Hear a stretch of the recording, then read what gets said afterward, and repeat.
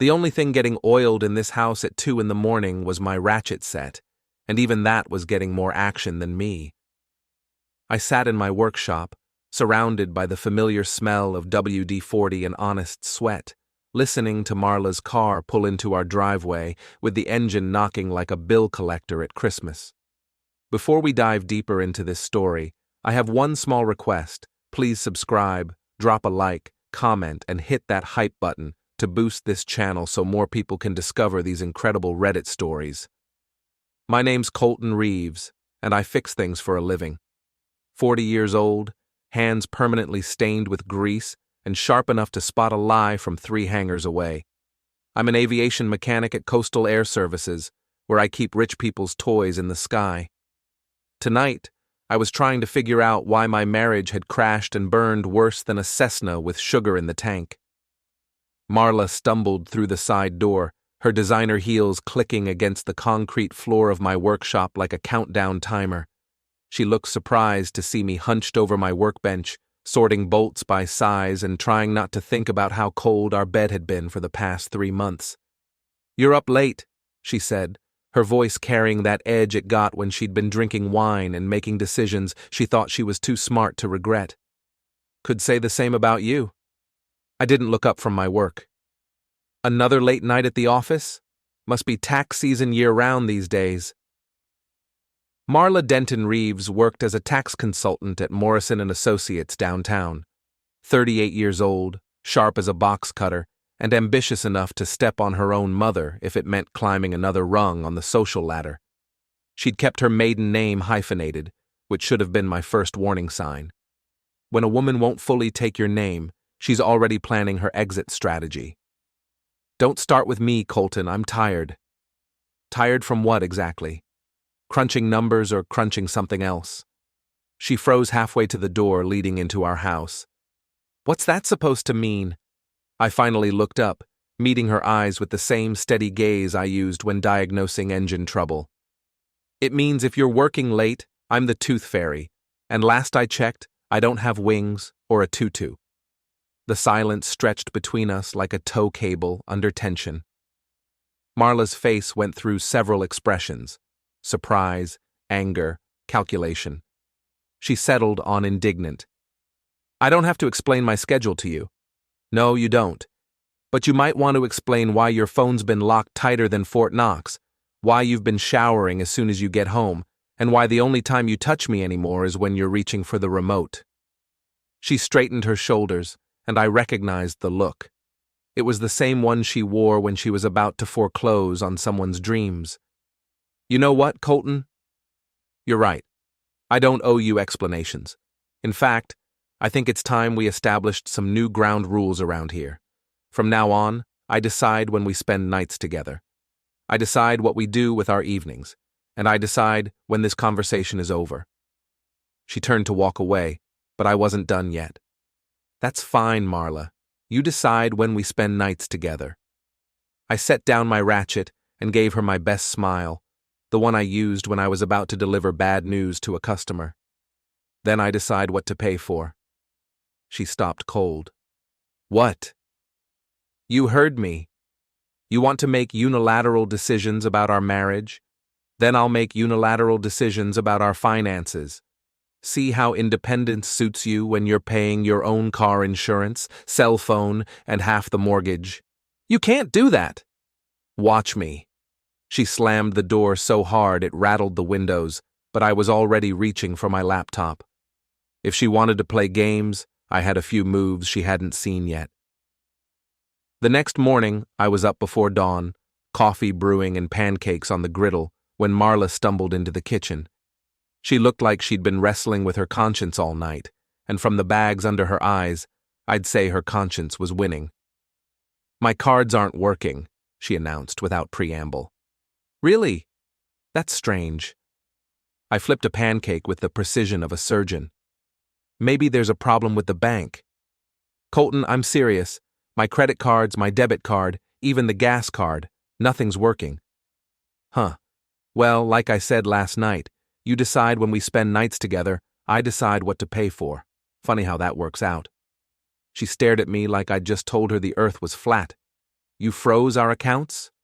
Not our accounts. My accounts. Turns out when you're the primary holder and your spouse decides she doesn't want to be a team player anymore, you have options. This is illegal. No, it's marriage. Or it was anyway. You wanted independence, sweetheart. Consider this your emancipation proclamation.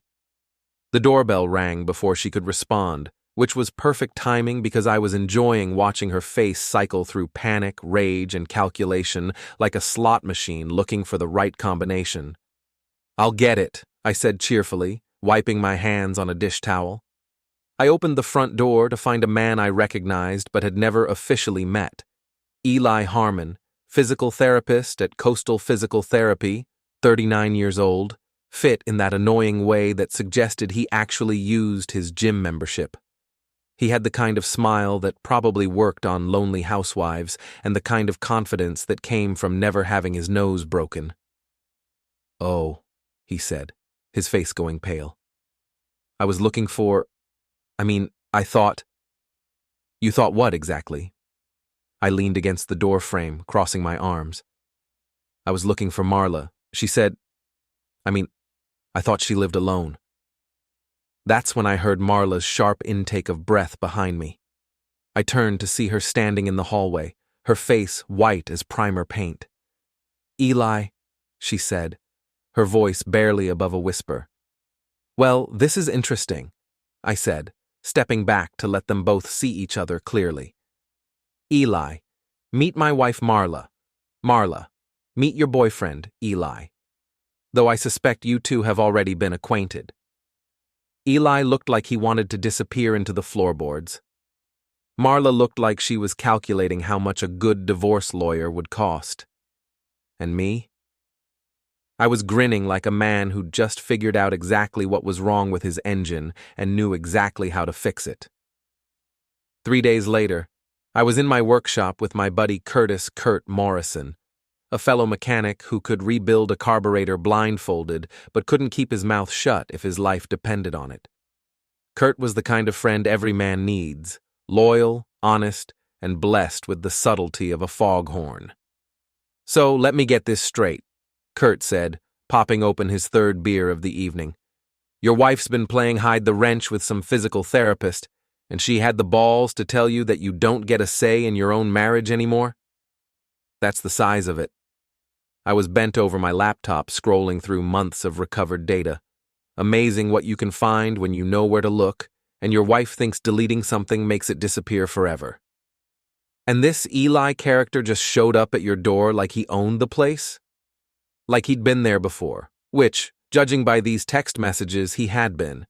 Multiple times. I'd spent the better part of 2 days recovering deleted files from our shared computer. Marla thought she was clever, but she'd made the classic mistake of backing everything up to the cloud and forgetting to change the password. Every dirty message, every photo, every plan they'd made was right there in digital black and white. Jesus, Colton, what are you going to do? I printed out another page of messages and added it to the growing stack. "I'm going to do what I do best, Kurt. I'm going to fix the problem. You're not going to do anything stupid, are you? Because I don't look good in orange, and I'm too pretty for prison. Relax, I'm not going to hurt anybody. I'm just going to make sure everyone knows exactly what kind of people they're dealing with." The messages painted a clear picture. Marla and Eli had been carrying on for at least 6 months, meeting at his clinic after hours, at cheap motels on the outskirts of town, even in our own house when I was working late shifts. The worst part wasn't the betrayal, it was how they talked about me. "Poor Colton," one message read. So clueless.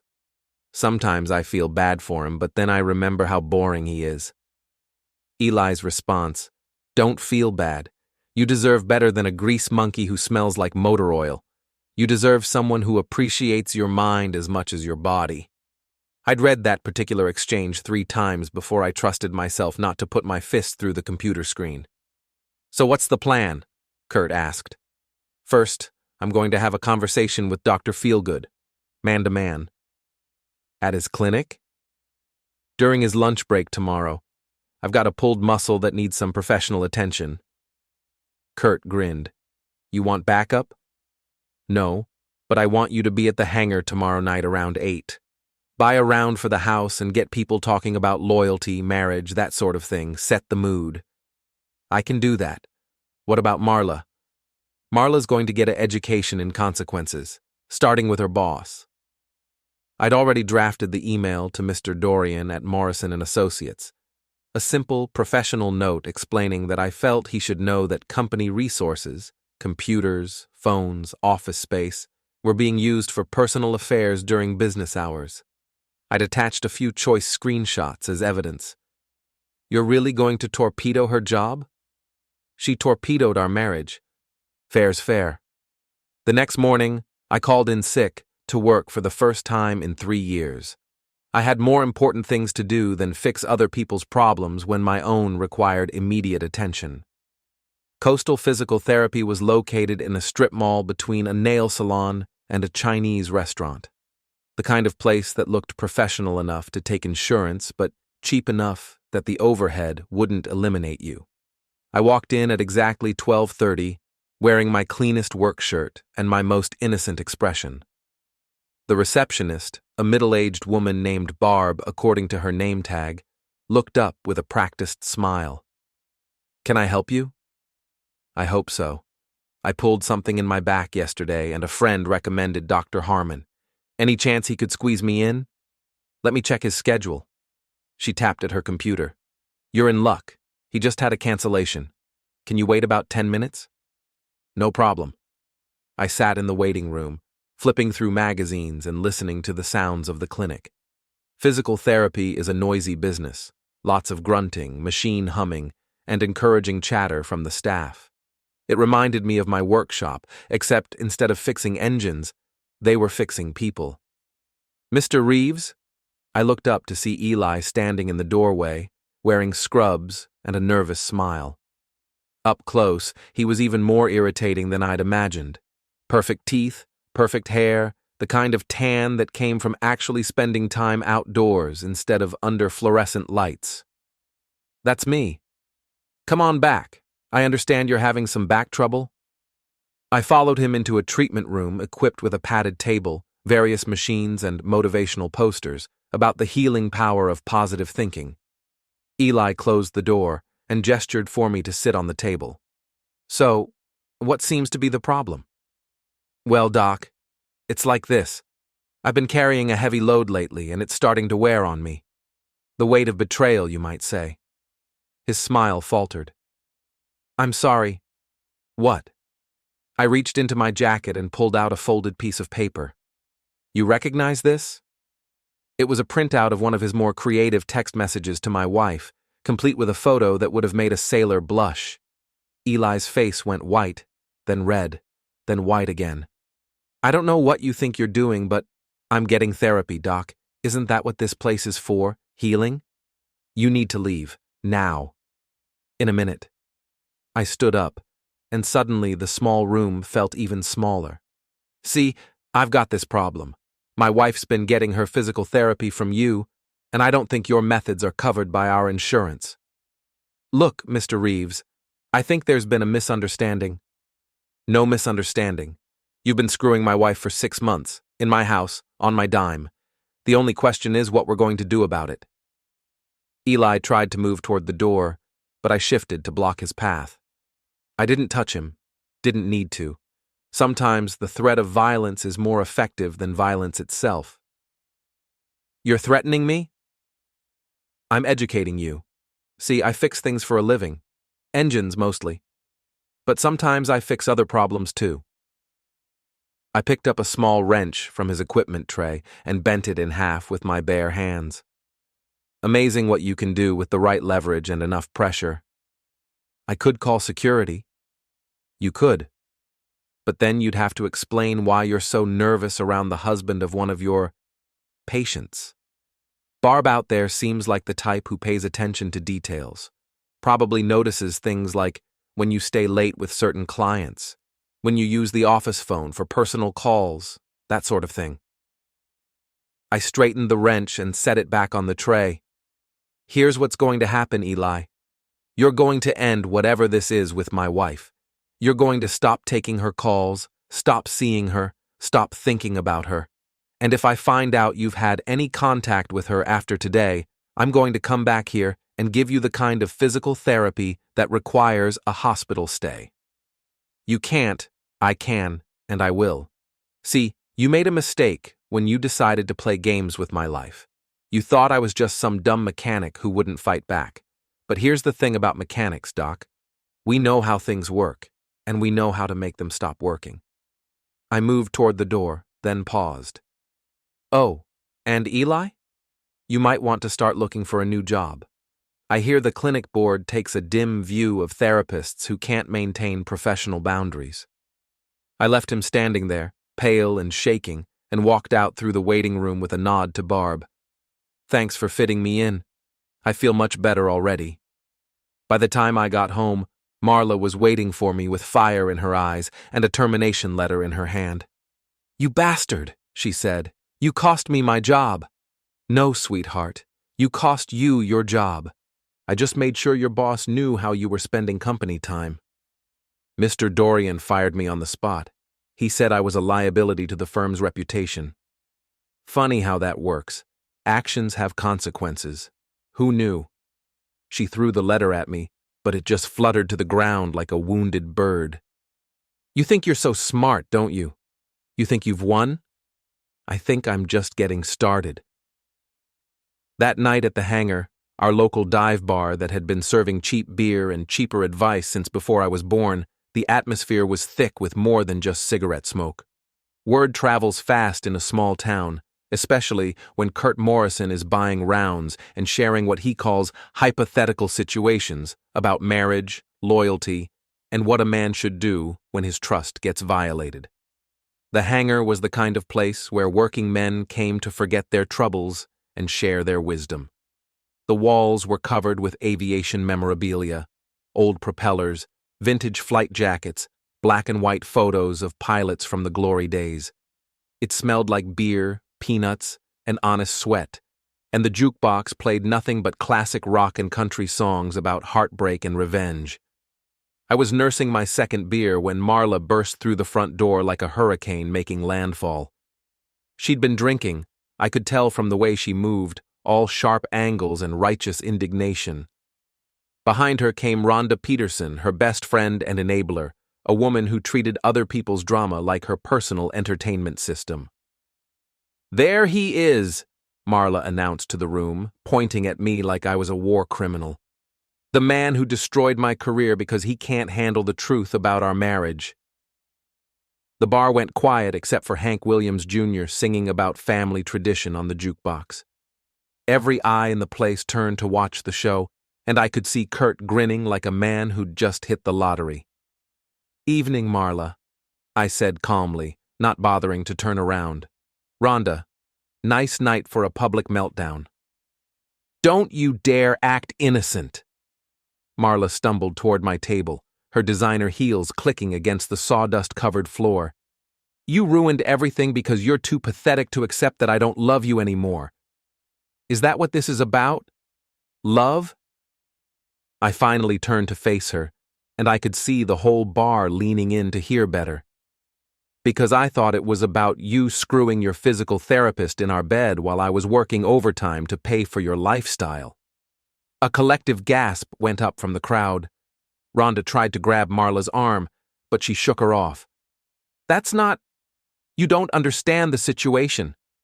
I understand it perfectly. I reached into my jacket and pulled out my phone. In fact, I understand it so well, I brought visual aids. I'd loaded several of the more interesting text message screenshots onto my phone, including a few photos that Marla and Eli had exchanged. Nothing pornographic. I wasn't trying to start a riot, but explicit enough to make the situation crystal clear. Should I read some of these out loud, honey? I think the folks here would be interested in your thoughts on marriage, fidelity, and what you really think of your husband. You wouldn't dare. Try me. The silence stretched like a tow cable under maximum tension. Marla's face cycled through several expressions: rage, panic, calculation, and finally, desperation. Fine, she shouted. Fine. You want to air our dirty laundry in public? Yes, I was seeing Eli. Yes, I was planning to leave you. And you know what? I'm not sorry. I deserve better than a life with a man who smells like motor oil and thinks dinner at Applebee's is fine dining. The crowd was eating it up. I could see phones coming out, people recording what was shaping up to be the best entertainment the hangar had seen since Tommy Fletcher tried to ride the mechanical bull after 8 shots of tequila. You deserve better? I stood up slowly, and the room went even quieter. Let me tell you what you deserve, Marla. You deserve exactly what you're getting. I turned to address the room, speaking loud enough for everyone to hear clearly.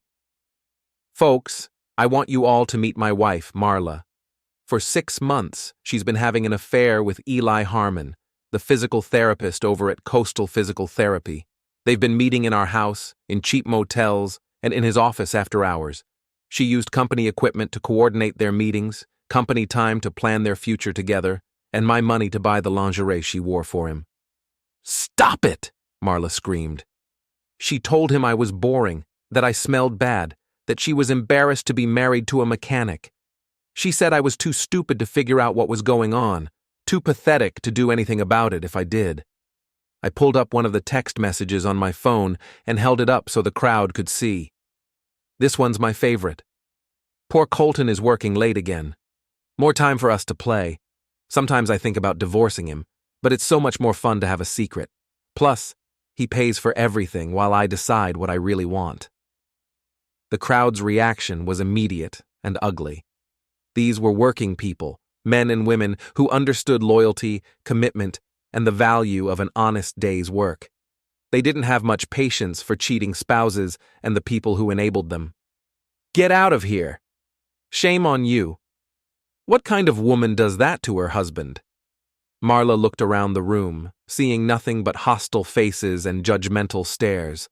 Even Rhonda was backing away, suddenly realizing that being associated with this mess wasn't good for her own reputation. This isn't over, Colton! Marla shouted over the noise. You think you're so smart, but I'll make you pay for this. No, sweetheart, I said, raising my beer in a mock toast. You already paid, you just don't know it yet. She turned and fled, Rhonda scurrying after her like a rat abandoning a sinking ship. The crowd burst into applause and laughter, and suddenly everyone wanted to buy me a drink and share their own stories about cheating spouses and the creative ways they'd gotten their revenge. But I wasn't done yet, not by a long shot. The next morning, I got a call from my sister Vicky, a nurse at the local hospital who had inherited the family talent for seeing through bullshit and speaking her mind without regard for hurt feelings. Jesus, Colton, the whole town's talking about what happened at the hangar last night. Please tell me you're not planning to do anything stupid. Define stupid. Anything that involves violence, property damage, or me having to visit you in jail. Then no, I'm not planning anything stupid. I'm planning something brilliant. That's what I'm afraid of. I was sitting in my workshop, surrounded by printouts, photographs, and a detailed timeline I'd constructed of Marla and Eli's affair. It looked like the kind of evidence board you'd see in a police procedural, except instead of solving a murder, I was planning the systematic destruction of 2 people's reputations. Vicky, let me ask you something. If you found out that one of the doctors at your hospital was having an affair with a patient's spouse, using hospital resources to coordinate meetings, what would you do? I'd report it to the administration. That's a clear violation of professional ethics. And if you found out that a tax consultant was using company computers and phones to conduct a personal affair during business hours? Same thing. Report it to management. So you'd agree that actions should have consequences? Colton, what are you planning? I'm planning to make sure that everyone who needs to know the truth gets all the facts they need to make informed decisions. That sounds ominous. That sounds like justice. After I hung up with Vicky, I spent the rest of the morning crafting emails. One to the licensing board that oversaw physical therapists in our state, complete with evidence of Eli's unprofessional conduct. another to the management company that owned the strip mall where his clinic was located, detailing how their property was being used for activities that violated the terms of his lease. I also sent a carefully worded message to several of Eli's colleagues, not accusing him of anything directly, but asking innocent questions about professional boundaries and appropriate therapist-patient relationships. Sometimes the most effective way to destroy someone's reputation is to make people ask questions. By noon, my phone was ringing off the hook. Kurt called to tell me that Eli's car had been found in the clinic parking lot, with all 4 tires flat and "Homewrecker" soaped across the windshield in letters 3 feet tall. "You wouldn't know anything about that, would you?" he asked. "I've been in my workshop all morning, got witnesses." "Right. Well, word is that Barb, his clinic manager, called him into her office this morning and told him he was done. Apparently, she got some interesting emails about professional conduct. Funny how that works. Colton, you need to be careful. Cornered animals do stupid things. So do cheating wives and their boyfriends. But I'm counting on it." That afternoon, I got the call I'd been expecting. Detective Ray Heller, a gruff ex-Marine who'd been keeping the peace in our town for the better part of 20 years, wanted to have a conversation. "Colton, I think you and I need to talk." "About what, Ray?"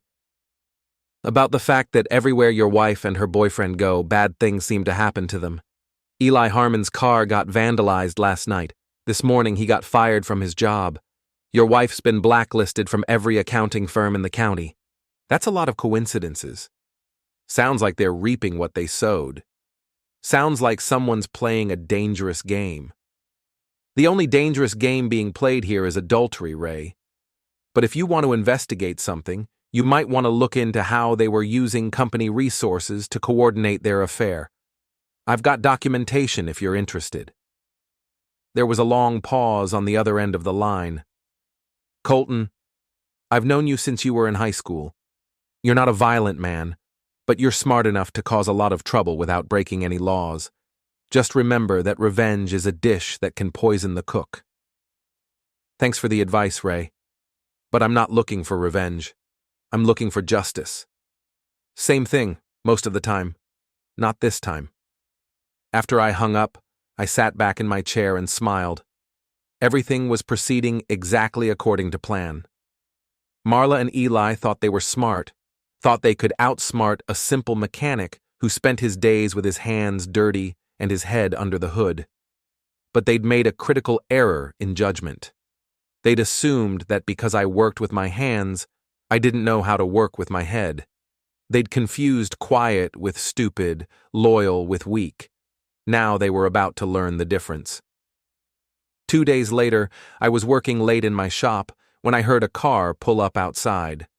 Through the window, I could see Eli's Honda Civic, the same car that had been decorated with soap and flat tires.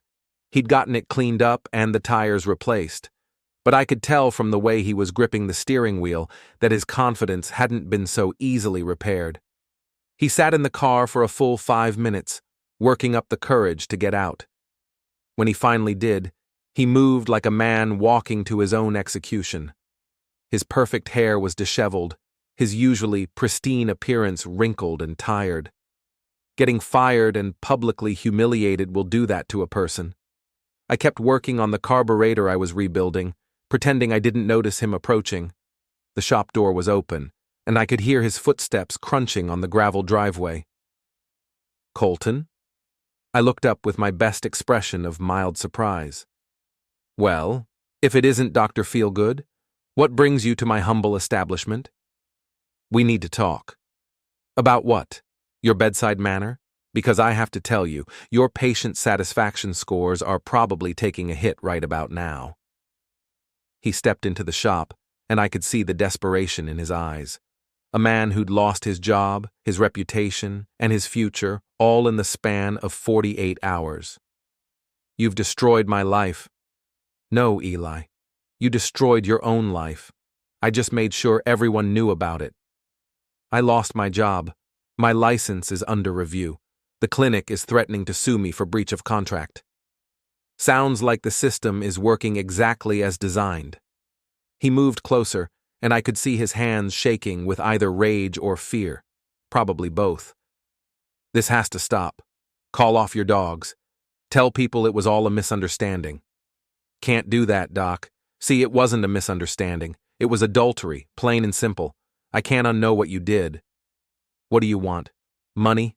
I'll pay you to make this go away. I set down my wrench and gave him my full attention. You think this is about money? Isn't it always? No, Eli. Sometimes it's about respect. Sometimes it's about consequences. Sometimes it's about making sure that people who think they're smarter than everyone else learn that they're not. I could go to the police. And tell them what? That you're facing the natural consequences of your own actions?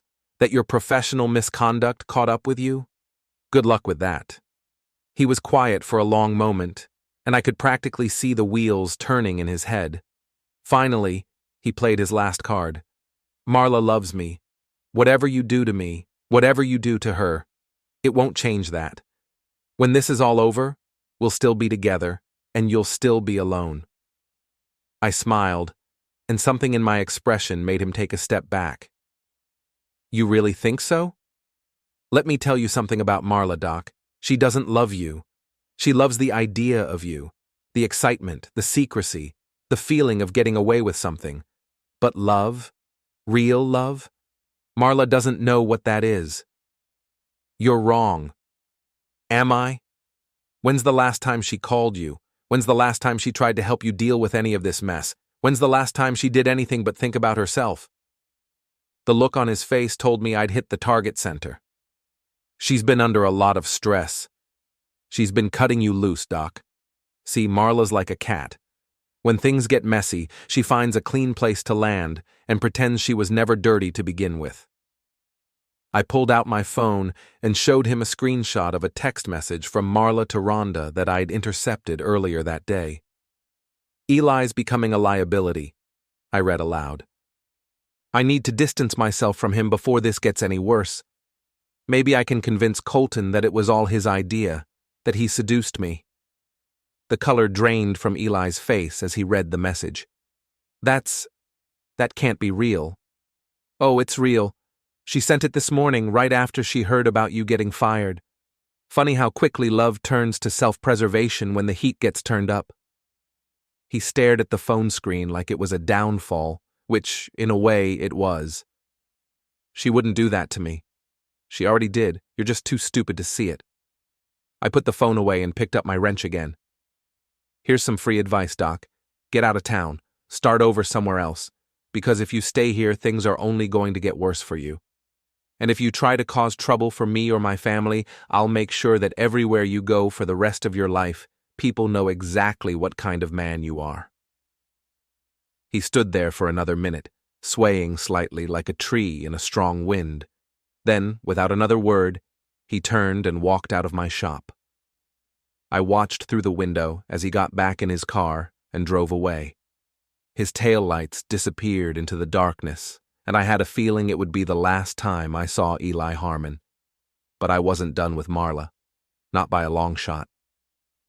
The next morning, I was having coffee and reading the local paper when Marla came downstairs. She looked like she hadn't slept in days, which was probably true. Stress will do that to a person, especially when they're starting to realize that their carefully constructed house of lies is collapsing around them. Eli's leaving town, she announced without preamble. Is he? That's probably for the best. Fresh start and all that. This is your fault. You drove him away. I didn't drive him anywhere. I just made sure people knew who they were dealing with. She poured herself a cup of coffee with shaking hands. What do you want, Colton? What will it take to make this stop? Stop? Sweetheart, I'm just getting started. I'll give you the divorce. I'll walk away from everything. Just stop destroying my life. You don't get it, do you? You already destroyed your own life. I'm just making sure everyone gets to see the wreckage. I made a mistake. No, Marla. You made a choice. You made dozens of choices, every single day for 6 months. You chose to lie to me. You chose to betray our marriage. You chose to humiliate me behind my back, and now you get to live with the consequences of those choices." She slammed her coffee cup down on the counter, sloshing hot liquid across the granite surface. "Fine. You want to play games? I can play games too. I'll tell everyone that you threaten me, that you're stalking me, that I'm afraid for my safety. Go ahead.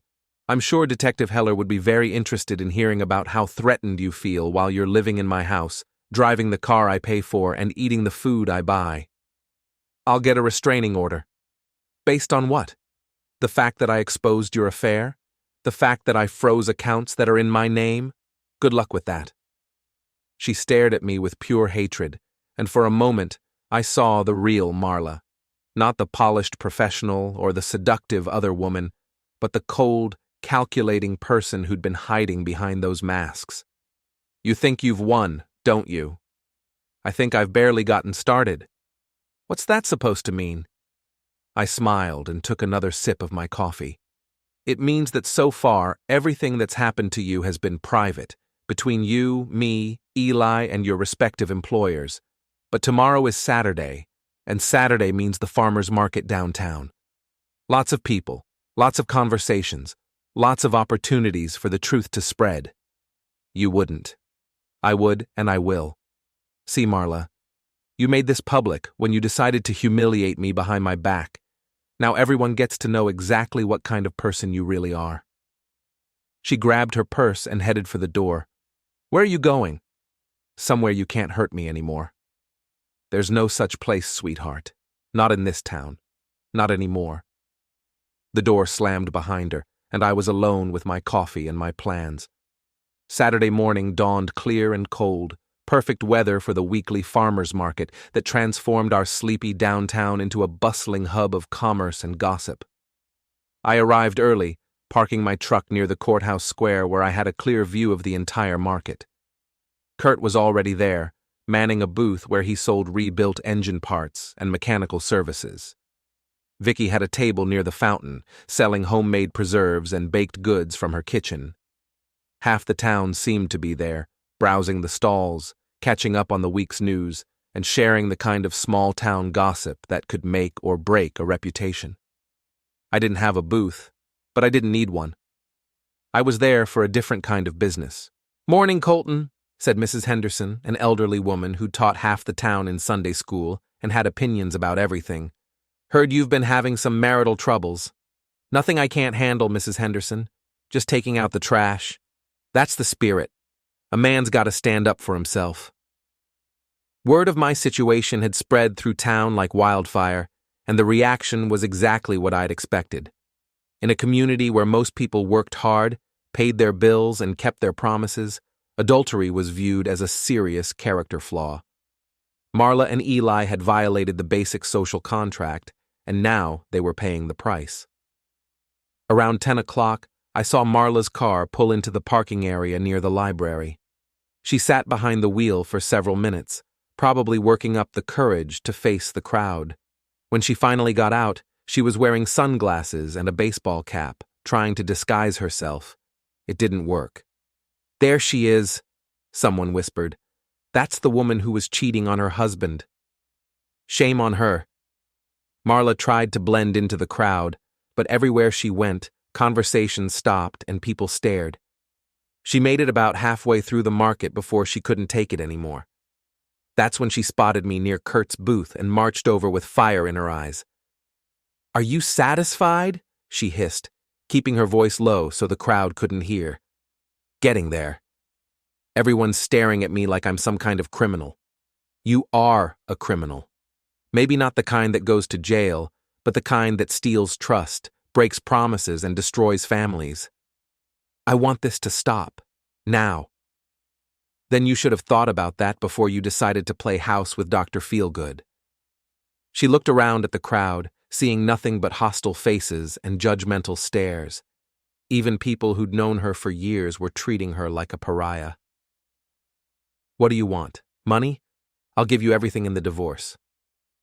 "I don't want your money, Marla. I want your reputation. I want your standing in this community.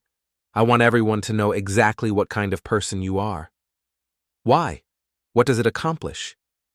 It accomplishes justice. It makes sure that the next man you set your sights on knows what he's getting into. It ensures that your actions have consequences. She was quiet for a long moment, and I could see her calculating, trying to find some angle she hadn't considered. What if I leave town? What if I go somewhere else and start over? That's up to you. But if you stay here, if you try to rebuild your life in this community, I'll make sure everyone remembers what you did. You can't keep this up forever.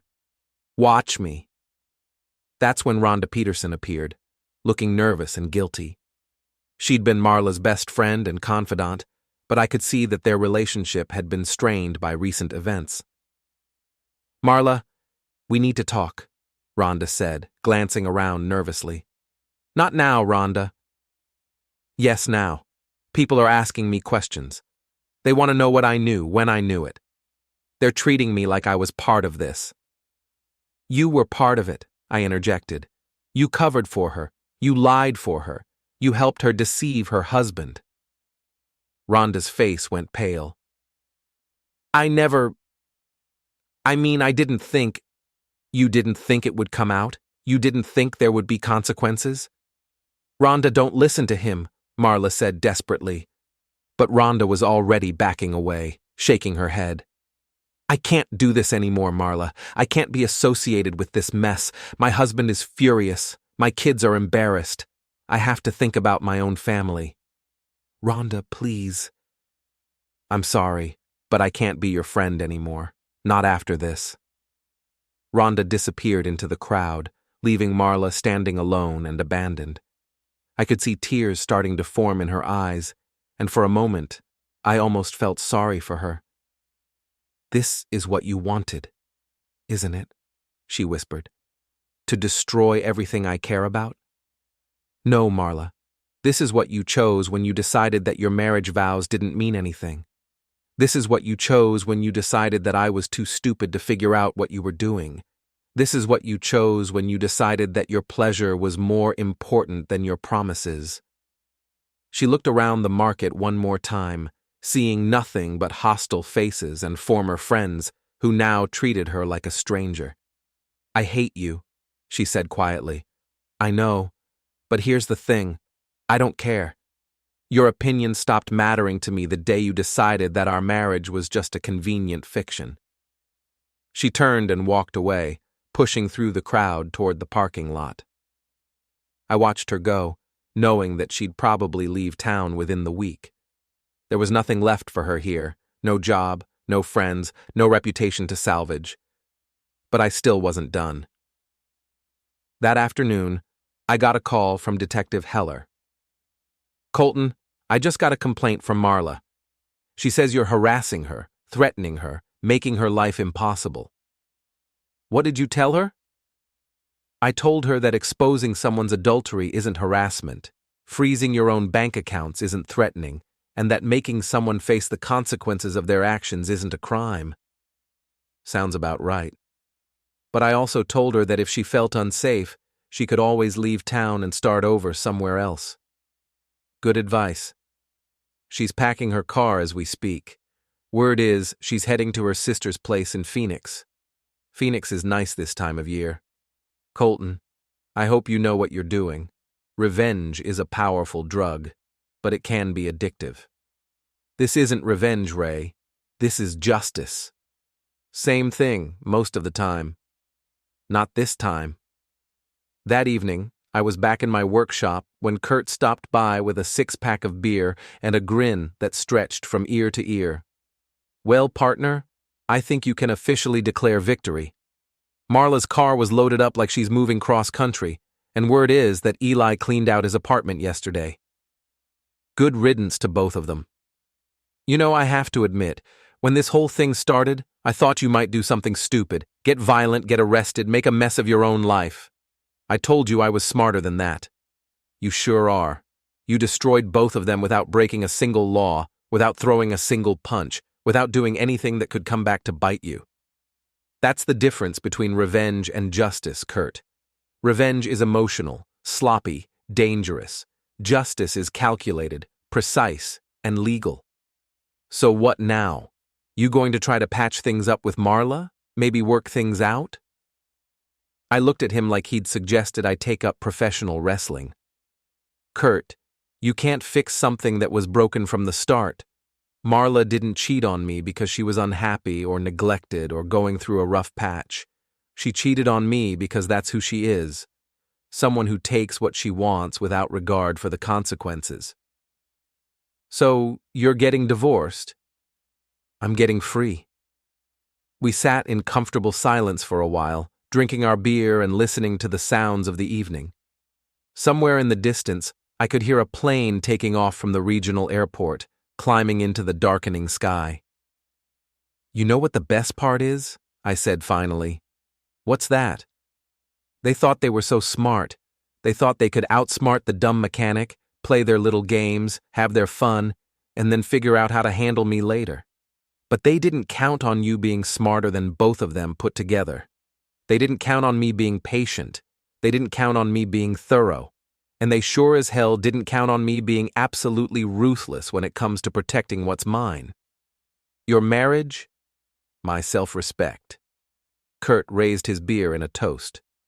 To self-respect, and to making sure that people who think they're better than everyone else learn that they're not. I'll drink to that. As we clinked bottles, I felt something I hadn't felt in months. Satisfaction. Not happiness, exactly, but the deep, abiding satisfaction that comes from a job well done, a problem solved, a wrong made right. Marla and Eli had thought they could play games with my life, my marriage, my reputation.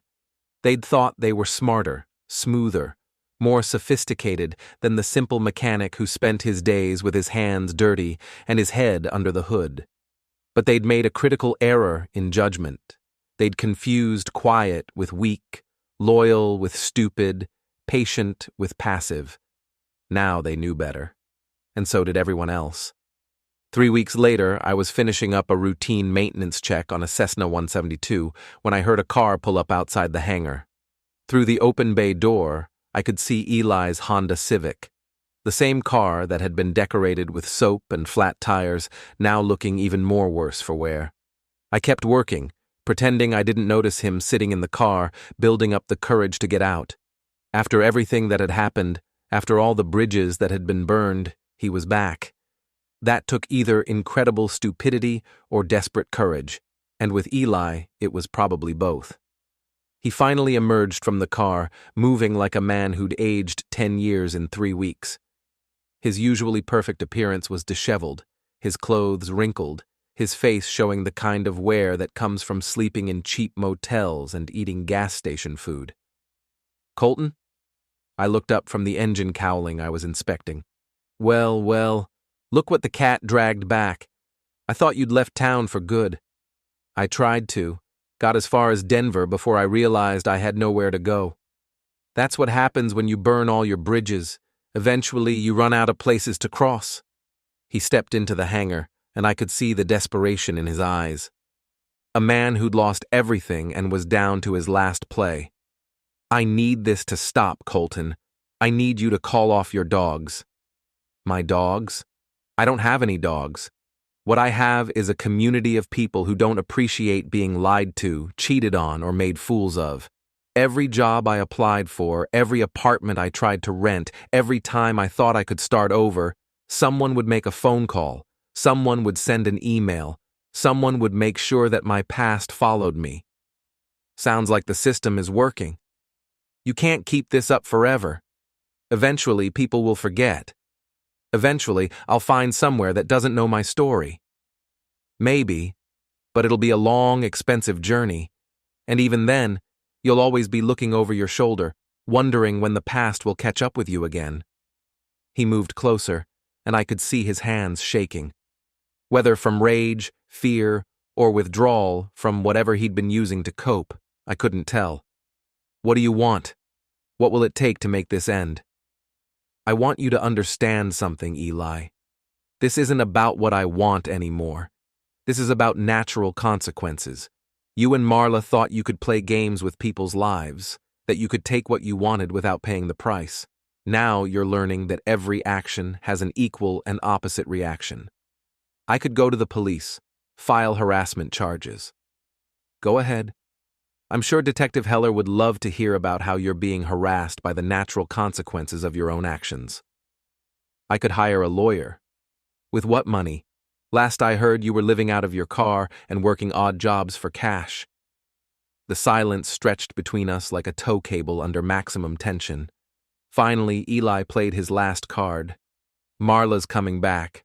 I set down my wrench and gave him my full attention. Is she now? She called me yesterday. Said she's tired of running, tired of hiding. She wants to come back and fight for her life here. And you believed her? She loves me.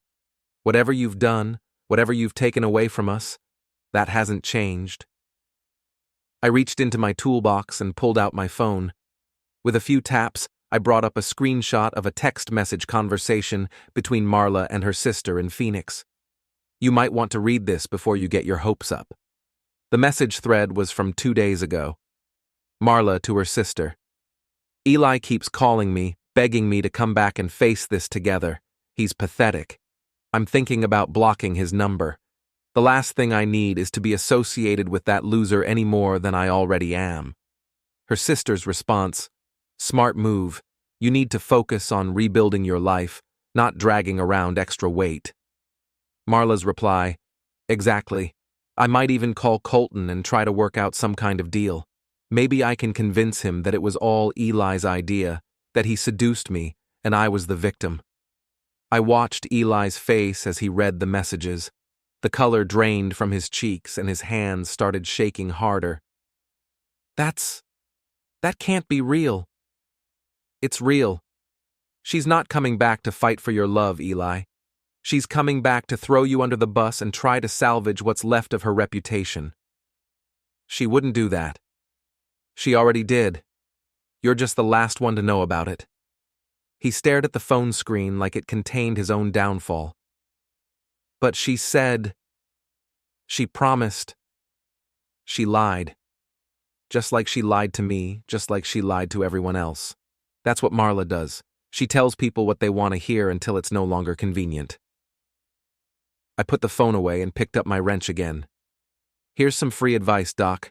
Get in your car, drive as far away from here as you can, and don't look back. Because if you're still here when Marla arrives, you're going to find out just how far under the bus she's willing to throw you. I don't have anywhere else to go. That's not my problem. He stood there for another minute, swaying slightly like a tree in a strong wind. Then, without another word, he turned and walked toward his car. But instead of getting in and driving away, he did something I didn't expect. He walked to the back of the hangar, where I kept some old aviation equipment in a storage cage, and tried to force the lock. What the hell are you doing? I'm not leaving. I'm tired of running, tired of being afraid. If you want me gone, you're going to have to make me go. Eli, don't do anything stupid. Stupid? You want to see stupid? He picked up a crowbar from my workbench and started swinging it at the storage cage, trying to break the lock. The sound of metal on metal rang through the hangar like gunshots. That's enough. I moved toward him, but he spun around with the crowbar raised. Stay back. I'm done being pushed around by you. Put the crowbar down, Eli. You're making this worse for yourself. Worse? How could it possibly be worse? I've lost my job, my license, my reputation, my future. What else can you take from me? Your freedom, if you keep this up. He swung the crowbar at a nearby workbench, sending tools flying across the concrete floor. I should have fought back from the beginning. I should have stood up to you. You should have kept your hands off my wife. That's when he charged at me, crowbar raised above his head like a weapon. But Eli wasn't a fighter. He was a physical therapist who'd spent his life helping people heal, not hurt. His attack was clumsy, telegraphed, and easily avoided. I stepped aside, grabbed his wrist, and twisted until he dropped the crowbar. Then I spun him around and marched him toward the storage cage he'd been trying to break into. You want to act like an animal? I'll treat you like one. I shoved him into the cage and slammed the door shut. The lock clicked into place with a satisfying sound. "Let me out! You can't do this!" "I can, and I did. You attacked me with a weapon in my own place of business. That's assault, Eli. That's a felony." "I'll call the police." "Go ahead. Your phone's in your pocket. Tell Detective Heller how you broke into my hangar, destroyed my property, and tried to attack me with a crowbar. I'm sure he'll be very sympathetic." Eli rattled the cage door, but it was solid steel mesh designed to secure expensive aviation equipment. He wasn't going anywhere. "This is kidnapping. This is citizen's arrest. There's a difference." I walked back to my workbench and picked up my phone. "Who are you calling?" "Detective Heller. I need to report an assault." "Wait, don't call the police, please." I paused with my finger over the phone. "Give me one good reason why I shouldn't have you arrested." Because I'll leave town. Tonight. I'll get in my car and drive away, and I'll never come back." "You said that before." "This time I mean it. This time I'll go far enough that I can't come back." I considered his offer. Having Eli arrested would be satisfying, but it would also mean paperwork, court appearances, and months of legal proceedings. Sometimes the threat of consequences is more effective than the consequences themselves. "Here's the deal, Doc. I'm going to leave you in there overnight to think about your life choices. Tomorrow morning, I'll let you out, and you'll have exactly 1 hour to get out of town. If I ever see you again, if I ever hear that you've contacted Marla or anyone else from this town, I'll make sure that everywhere you go for the rest of your life, people know exactly what kind of man you are. You can't leave me here all night. Watch me." I gathered up my tools and headed for the door. "Colton, please. I'm sorry. I'll do whatever you want." "You should have thought about that before you decided to play games with my life." I hit the lights and walked out of the hangar, leaving Eli pounding on the cage door and shouting into the darkness. The next morning, I arrived at the hangar early with a cup of coffee and a sense of anticipation. Eli was sitting on the floor of the cage, looking like he'd spent the night wrestling with his conscience and losing. "Morning, Doc. Sleep well?" "Let me out, please." "You ready to leave town?" "Yes, I'll go. I'll never come back." I unlocked the cage and stepped back as he stumbled out. He looked broken, defeated, like a man who'd finally accepted that he'd lost everything that mattered. "Your car's outside. You've got 1 hour." "What about my things? My apartment?" "Not my problem. You should have thought about that before you tried to attack me with a crowbar." He walked toward the door on unsteady legs, then paused and turned back. "What about Marla? What happens when she comes back?" I smiled, and something in my expression made him flinch. "That's between me and my wife, but I don't think you need to worry about her anymore.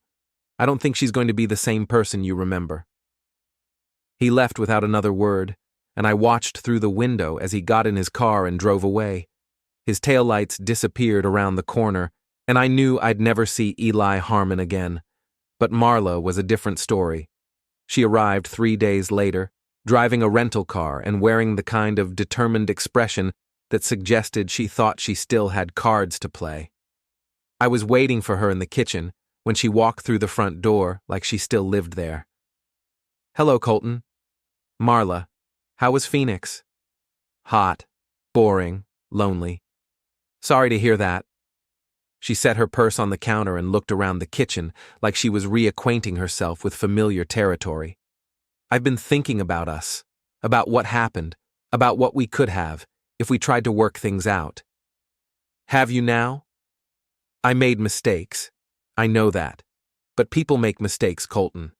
That doesn't mean they can't change, can't do better. Depends on the mistake. Some mistakes are accidents.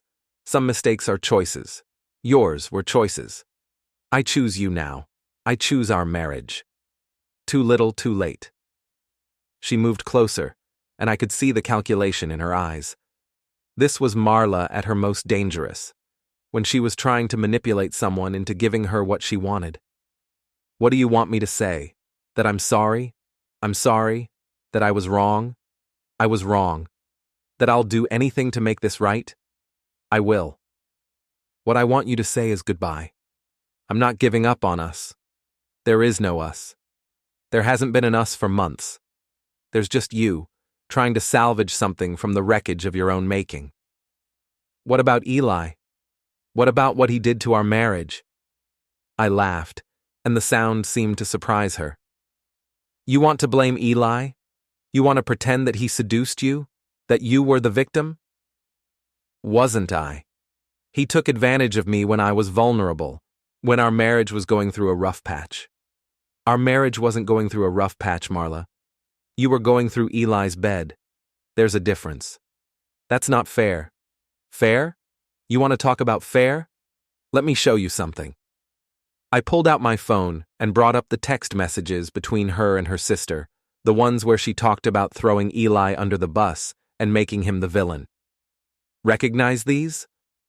Her face went pale as she read her own words. How did you... Those are private messages. Nothing's private anymore, sweetheart. Not when you're married to someone who knows how to recover deleted files and intercept text messages. You've been spying on me. I've been protecting myself. And it's a good thing, because it turns out you were planning to blame everything on poor Eli and try to convince me that you were the victim. She stared at the phone screen, realizing that her last gambit had been exposed before she'd even tried to play it. Colton, Save it. I know exactly what kind of person you are, Marla. I know what you did, I know why you did it, and I know what you were planning to do next. So what happens now? Now you pack your things and get out of my house. The divorce papers are already filed. You can sign them willingly, or you can fight them and have all of this become public record. Your choice. What if I refuse? What if I decide to stay and fight for my marriage?